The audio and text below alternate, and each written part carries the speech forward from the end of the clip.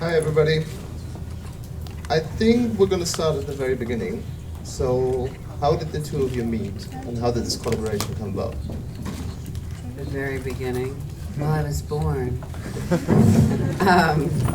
We met through a mutual friend, and Daniel approached me for doing this short, and he sent me the first short that I watched at home and was moved to tears.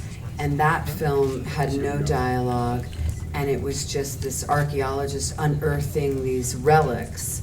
So you would have these shots of someone's hands and then finding one of Daniel's sculptures. And then there was this vastness that looked like the moon or we don't know where. And I found it so moving. So I'm sitting at home in the valley just crying because it spoke to me on many levels of the depths of humanity and the future and the past and all these things. So then we talked on the phone, and then it became scheduling how to make this happen because I was working on a series, and so we shot this in one day, my stuff, right? 2 days.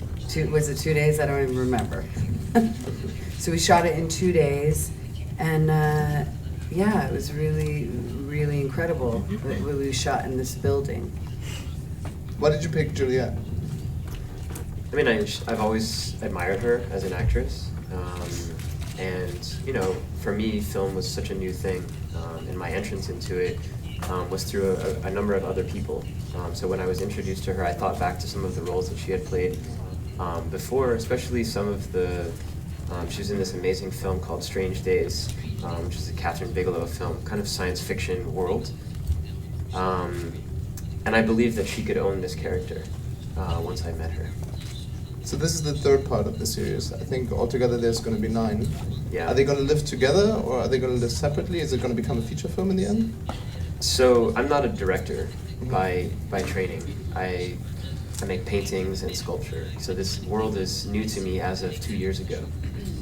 And when I began thinking about film, I divided it up into these sections so that it was more available to me, you know. And I wrote a script that composed of these 9 different sections that would all come together to form a feature. And this works out conveniently for the talent and the actresses and actors that I want to work with because of their schedules. But it also creates this chapter-like series that I'm introducing them to this world, but I'm slowly teasing it out. So we've released the first 3 sections, and I think we'll get to the 4th section and then hold the full feature until it's done in one piece. After the first 4 sections, it's going to stop, and then you're going to present the whole thing at the very end. Correct. Nice. Juliette, you've worked with a lot of different directors, from Scorsese to Oliver Stone to Robert Rodriguez, etc. How does it differ to work with somebody like Daniel, who doesn't come from a film background, who has a more artistic approach to it? Well, it's funny because as an artist, I have a naivete to his world of sculpture and this art, contemporary art, but how I respond to anything is sort of on a visceral, emotional level, and I find, you know, the one concern one might think is that the visual imagery, maybe it's too sterile or something, and I found it to be so human and so moving, every single shot. So I was quite thrilled because all the directors you just mentioned are extremely visual, and so is Daniel, because I've worked with other directors that are more writers.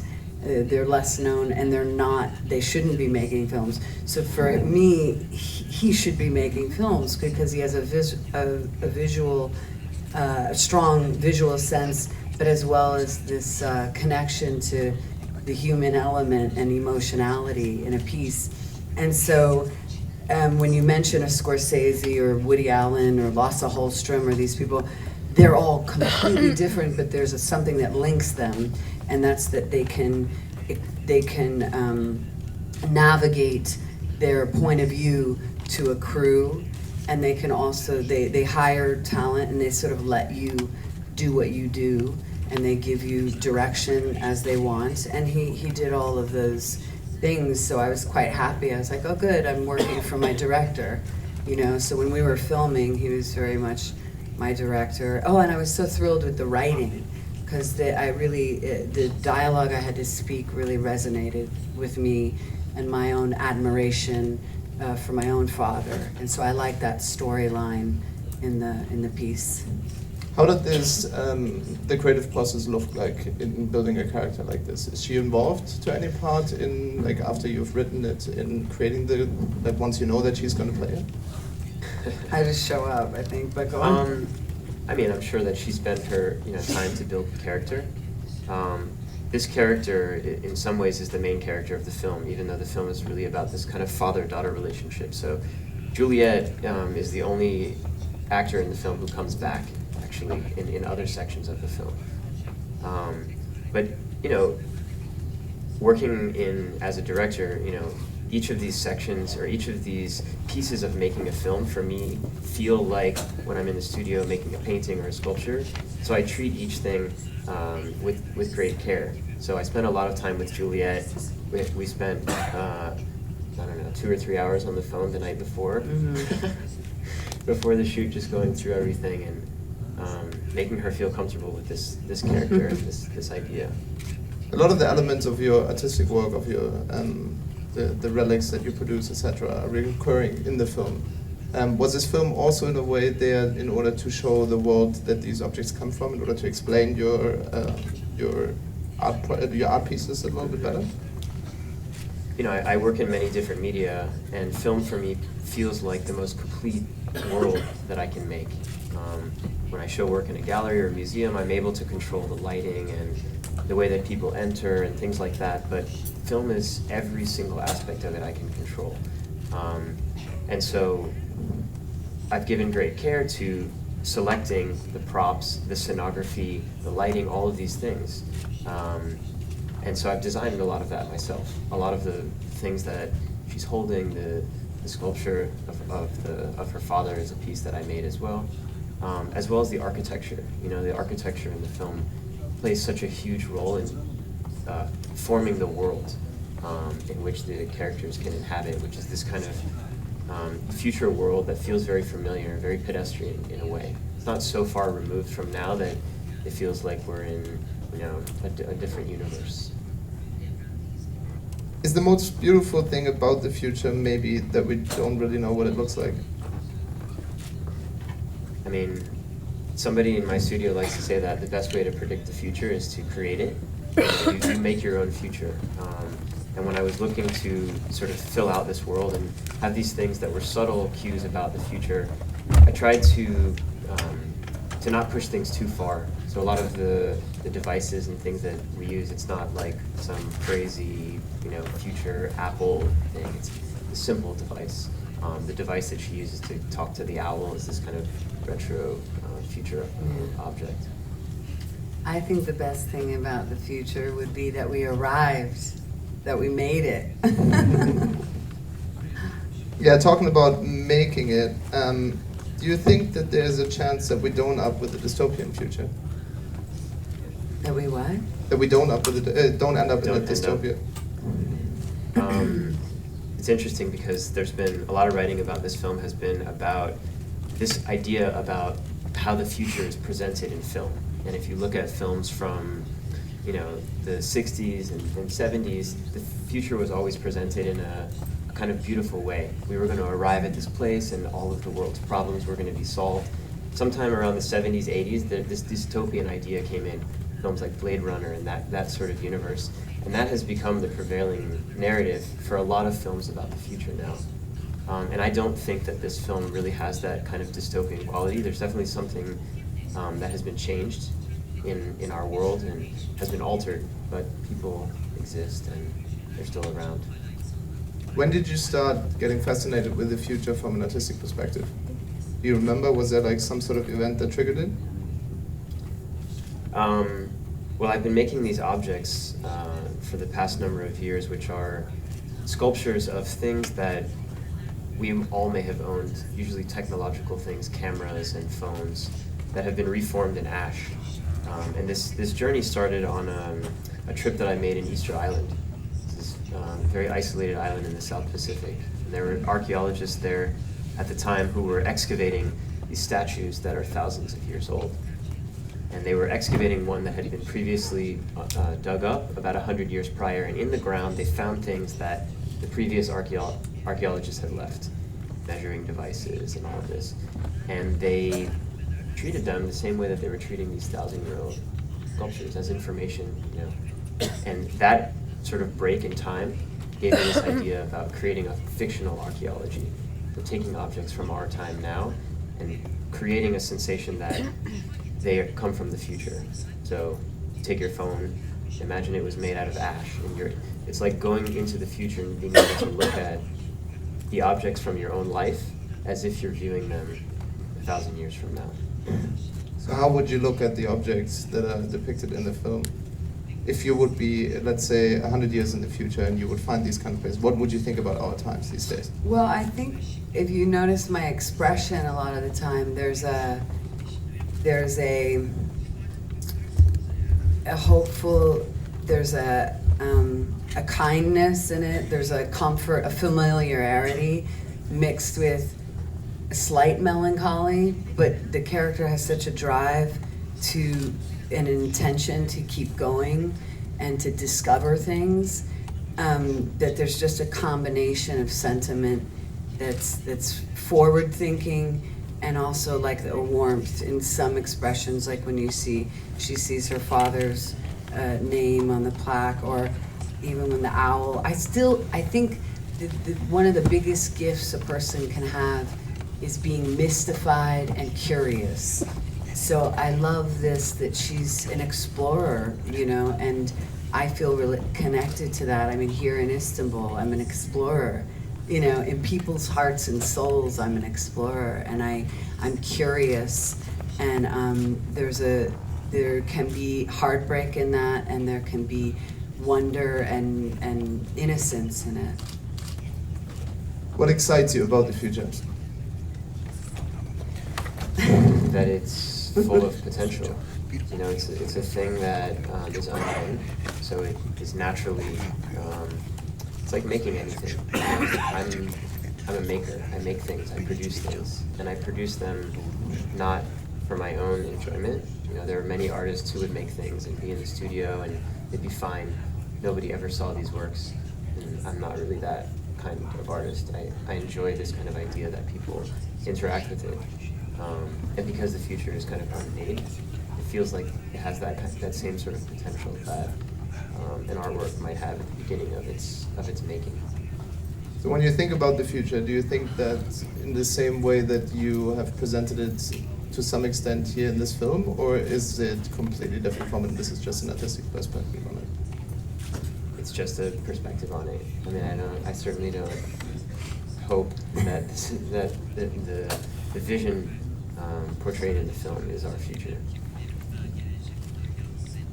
Marina Abramovich once told me that an artwork doesn't always need to have the right answers, but it needs to ask the right kind of questions. Is this your approach in this project as well, or in generally? Whenever I show my work, people ask me what the meaning of the work is. You know, what does this mean? And I tell them there's no specific meaning. It means, what does it mean to you? I try not to be prescriptive about exactly what these things can do. They're more of a gesture of invitation. So here's this thing, what does it say to you? There are clues and things that may relate to your own life, and I often try to make things that people, they have an entrance into. So when I'm making these objects, these cast objects, I'm very carefully selecting what they are. You know, it's a Polaroid camera, but not just any Polaroid camera, it's the one that we all remember. Or, you know, it's a turntable. Which turntable is it? It's the Technique 1200, like that specific one that everyone remembers. And I think allowing an entrance for an audience, something to grab onto, yet something is not quite the same as they imagine or that they remember, that's a place where I like to operate. I have to speak on his artwork. For me, there's so much in it. It mystifies me that you can have an object that he created, like the baseball, and it's decayed somewhat, so we know we're finding it, and it's white, So it's in the future, and we discovered his objects talk to me. I'll hear applause at a ball game. I'll hear a father pitching with his son. I'll hear men drinking after the game. I'll hear, you know what I mean, all in this object. And so what's exciting is the relationship to the object and the artist and audience. And I'm such a huge fan of his and these relics.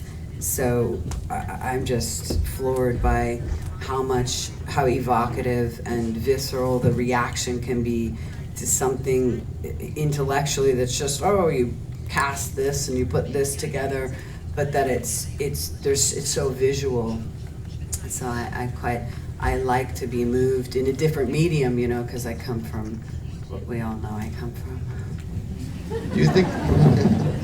Do you think it's a different process when you work on a project like this, where the plot is not 100% explained and it's a different kind of approach to a role? Yeah, for me that's what's exciting. It's like in music, I worked with The Prodigy, and they don't write verse, chorus, verse, chorus. They write in, you get a beat and you make up a melody and then they cut it. You're working in like snippets, in hooks, and then you create a song. So with him, you know, when I would walk into this space of a room and he'd say, walk toward there and kneel down and pick up your object, that's telling, that movement is making you feel something just as much as when I'm talking and crying about the sentiments of my father. So I like working within that and not overthinking, just trusting the filmmaker and doing that. But even like, because I'm a very physical actor anyway, but just touching things and working within your space and how slow you walk, how move. You know, she's not idiosyncratic like me. She's not gonna wobble and do that. You know, she's poised and has a grace. I read that when you work in your studio in New York, that you usually wear a white laboratory coat. Yeah. What do you wear when you're shooting a film? A black coat. Why not a white laboratory coat? I wear the white lab coat in the studio so I don't ruin my clothes. You know, I come home and my wife is like, those pants, you just ruined those pants again. The white lab coat is for that. Well, that's actually the explanation. I read that like it was more because, I think I read somewhere that it was because you're more free if you always wear the same kind of thing, and you can kind of like project things in a different kind of way. Well, you know, I've never had a real job, so when I got that lab coat, I printed a title on it. We all dream. And it says Chief Archaeologist. So, what do your employees have on theirs? Crew. You said that your job as an artist is to create a universe that all of these kind of produce can live in. This film very much is all of that, no? I mean, the film encapsulates a lot of the ideas that I've been working with over the last 15 years, showing my artwork. And, you know, as I said earlier, when I'm thinking about how do I fill out this world and create a unique environment, I went back to works that I had made before. You know, the idea of this excavation of the moon was from a series of paintings that I made about 8 or 9 years ago. And when I was writing the scripts, thinking back, it was actually the image of the moon with this kind of cutout of it that came back to me, and that informed the story. But originally it was a more simple exercise of creating, you know, like a land art gesture. Like imagine if Michael Heiser went to the moon and cut like a giant section out of it. Only later did it become part of this complete world. And I'm continuing with that, you know, as the film moves on, it gets much more narrative. So I started, the first two were no dialogue at all. The one before Juliet's was James Franco, and he says nothing, but there's still a communication. You follow some sort of logic. And the scenography and the set design for the rest of the spaces is really articulated. Was it a different approach for you to work with words? So like, you know, especially after the first two was more Well, Yeah, that's it's why very different for me. That's why that's why I started with no words. Film is new for me, as I said, and it's you know, I had to I had to learn. I had to start somewhere, and I've had an amazing team. You know, when working in the studio, a lot of my practice outside of this is very solitary. The paintings I make by myself, and film is an environment where you need to rely on a great many other people who do things that I can only imagine. You know, I have no Juliet and my cinematographer and my producer and all of these people that I completely rely on to create this world, and I couldn't do it really without them. How did you build that team? So I was introduced to Jane Rosenthal, who's the head of Tribeca Films and the festival in New York, and she knew my work through my sculptural work, and I talked to her about this film, and she really linked me with the right people who she felt would understand this vision, because I think for them, being on set with them is they want to drive things as quickly as possible, and like in the film world, and I'm like, no, we have to. I don't have this yet, and it's a different environment for them. So she needed the right people who would accept my very controlled way of working. I think the costumes for this film are made by Richard Chai. No, this one was, the one before that was Richard Chai. Actually, one of the costumes in this film was Richard Chai, but the main costume is a designer from the Netherlands called Bai Boré. And I gravitated towards his work because he uses techniques in ways that they shouldn't be used. So the garment that she's wearing, he went into a mattress factory in China and basically figured out how to use their machines to create this form, which is impossible to make in any other. That makes me laugh because I wanted to snuggle and go to sleep in it all the time. So it was from a mattress? Yeah, mattress factory. Okay, great. Juliet, when you look at the present, what do you think are going to be the relics that are going to be left over in 1,000 years that people are going to look at? I sort of think Daniel hit the nail on the head. I don't know if you have that expression. Well, you're German. I love idioms. Do they translate? Hit the nail on the head? Do you guys know that? I think his relics, he kind of said it, the film camera, the phone. In the future, TVs look so funny now, the old TVs. The radio, I know with my dad, it's the radio. The radio is everything, because it's from a generation in the 30s. Relics, I really get into the spirit sense, like what's gonna sustain, what's gonna endure long after the bodies are gone or the material world is gone is the spirit and energy. But in the sun, but relics, but I don't know, they'd last a long time, huh? Some structures. Over in Greece, it's still existing. So yeah, I don't know the answer to that. I'm still trying to figure out how to be ever present in the now. I think the architectural point of view is very important in your work altogether, and also in this piece. How did you pick the locations? Because I think the main location, the house, is a very, very famous house. It's probably one of the houses that have been used the most in films. Why did you choose that? So, the architecture in this film, I needed it to feel like some version of the future. And often when looking towards the future, we kind of go to the past. Anything that's not in this present moment can be a futuristic environment. And so the big setting that we're in is this amazing building that was designed by Eero Saarinen in the 60s and was the original Bell Laboratories, which was a giant US government research facility and has now been abandoned for the last 15 years. So I managed to get access to this building, which was extremely difficult. And I've shot a number of different things there, just photography. And then I needed a house for Juliet's character, Lona, as a young girl, and I wanted that moment where she says, the sky was that special kind of gray, it was my sanctuary. I went in that house and I saw that room and I was like, this is the room, I want to shoot here. And we did. So you didn't care that it was used a lot before, and that I knew it was, but people recognize it, I guess. but I think they recognize it more for that architect, John Lautner, built a lot of houses in Los Angeles and has that aesthetic is a very familiar thing in cinema, just in general.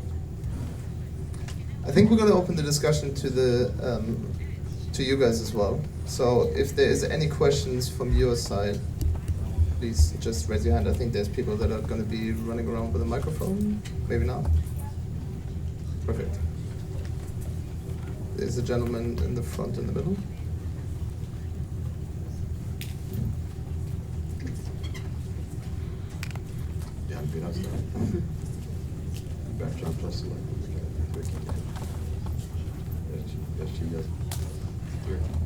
Okay. My name is Kawe. Okay. I don't really know what's going on. Okay, I think just start again, that would be great. Okay, my name is Kawe, and I've been a fan of Juliet for a long time, especially her music work. And I just want to congratulate you guys because this piece is just visually stunning and quite moving at the end.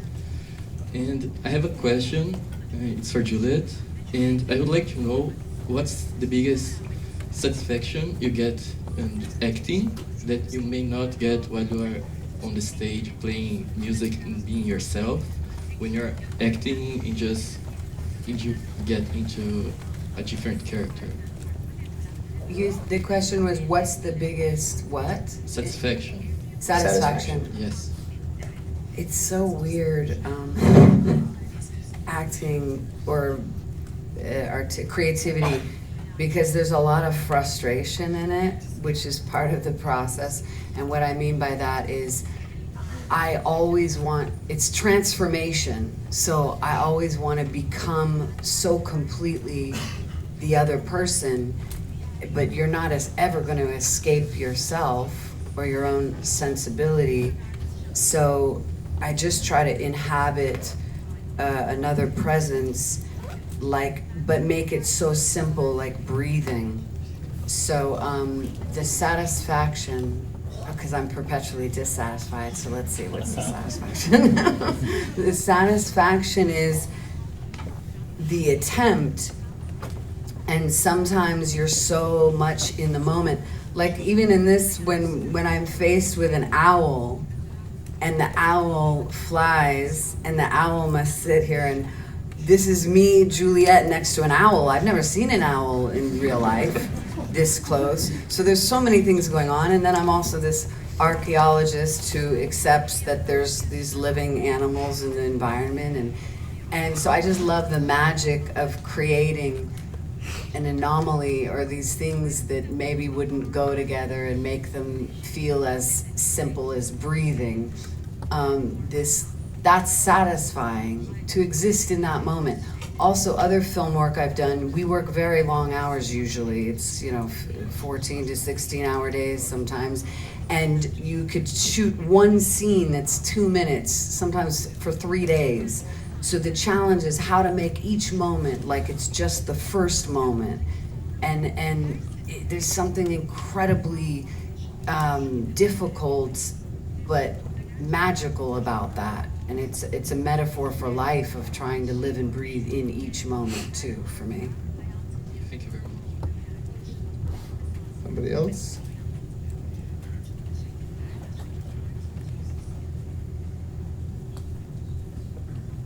Hi, first of all, congratulations.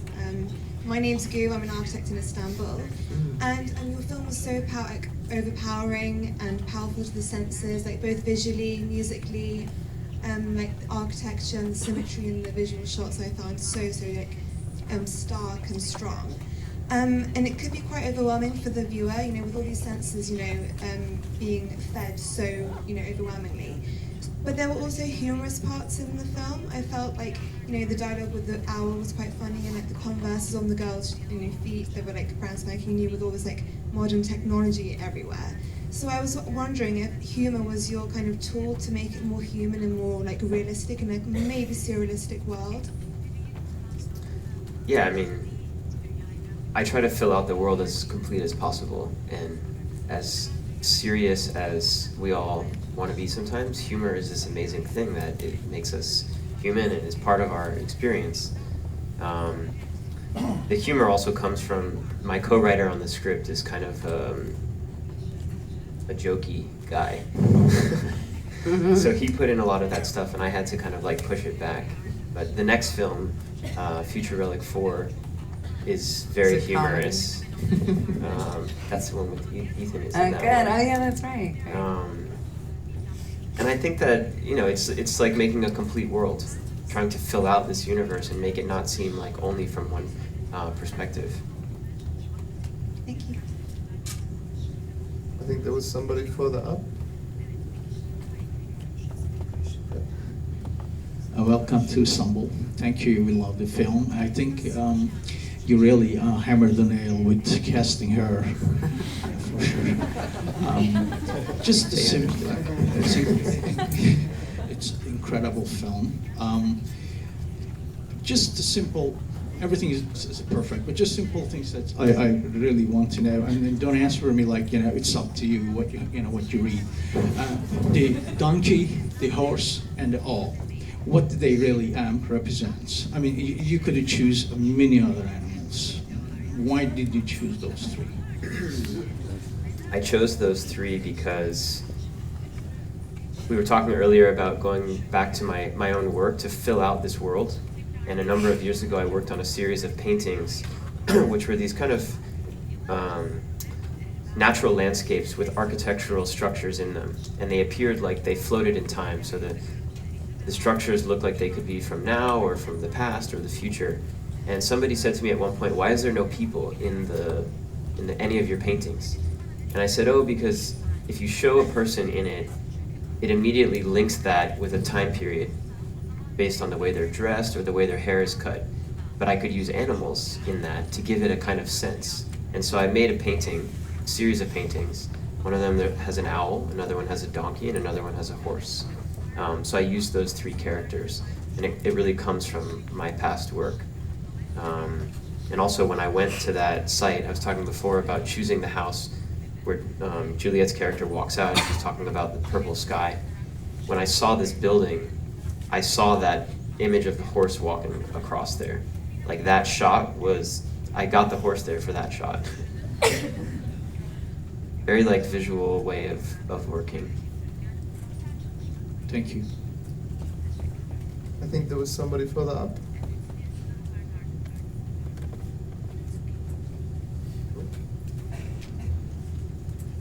I can hardly see from here, so.